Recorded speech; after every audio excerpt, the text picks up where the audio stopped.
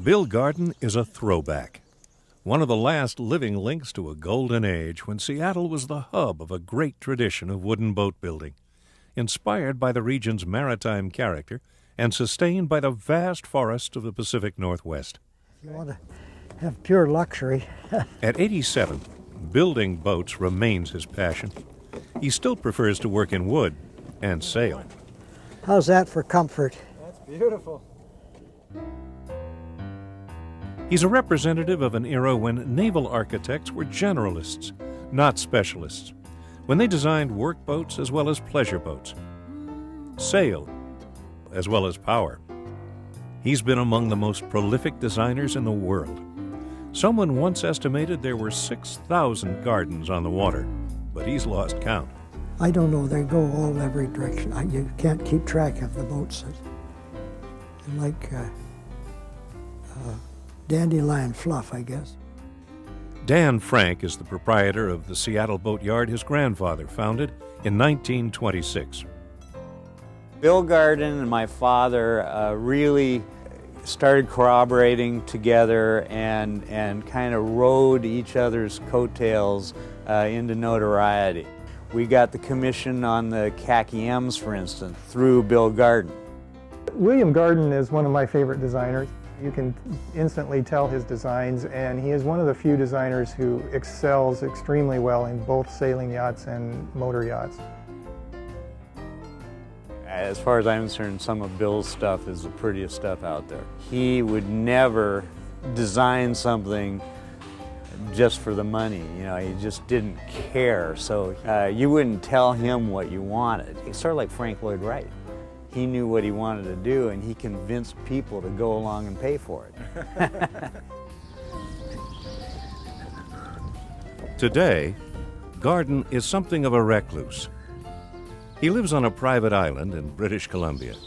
He calls it Toad's Landing. And we got the headline in? Yes. He travels back and forth to his house aboard the Merlin, a 100-year-old one-time derelict he discovered propped up in a Vancouver Island backyard. He had a bit of time to kill that day as he waited for the ferry and gave the tired old hull a 3-minute survey.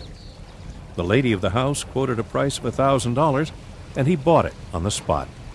It wouldn't have been worth it, he says, if you couldn't restore her yourself. Born in Canada, Garden became a U.S. citizen during World War II. He spent his urban years as a naval architect in Seattle. He resolved to move to Toad's Landing 35 years ago. This is Toad's Landing. You want to circumnavigate it first? Sure. The tiny channel that surrounds Toad's Landing is shallow, bounded by outcroppings of rock that thoroughly intimidate the newcomer. But they don't intimidate Garden.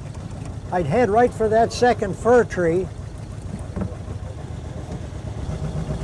This is a little shipyard we have here.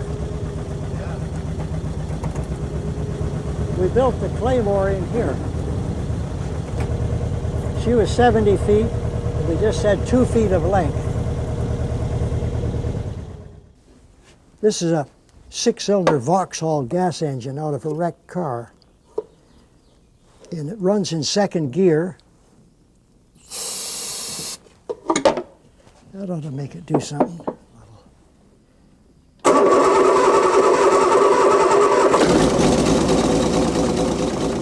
Garden outfitted his shops with discarded machinery he extricated from industrial sites around British Columbia.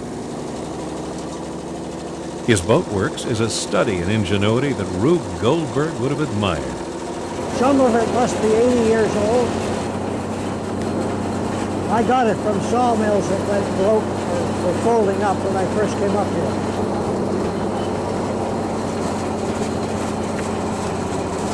See, that engages that.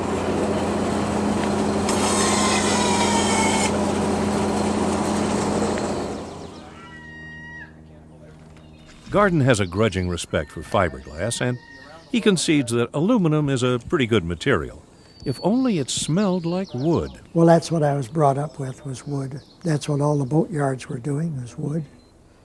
Wood is such a lovely, fragrant, friendly material, and you can do anything with it.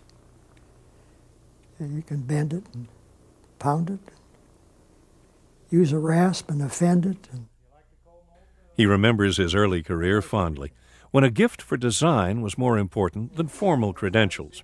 boats were simple then, you know.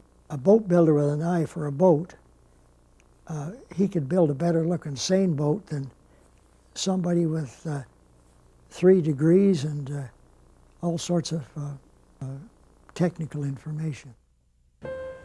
I got to spend quite a bit of time just watching the process, and he could sketch better than I can do with a T-square and a triangle. I mean, just unbelievable artist.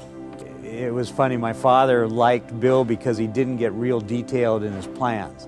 He says some of the guys did so much detail, that's you had to build it that way, and he maybe didn't want to build it that way. So he and Bill just clicked.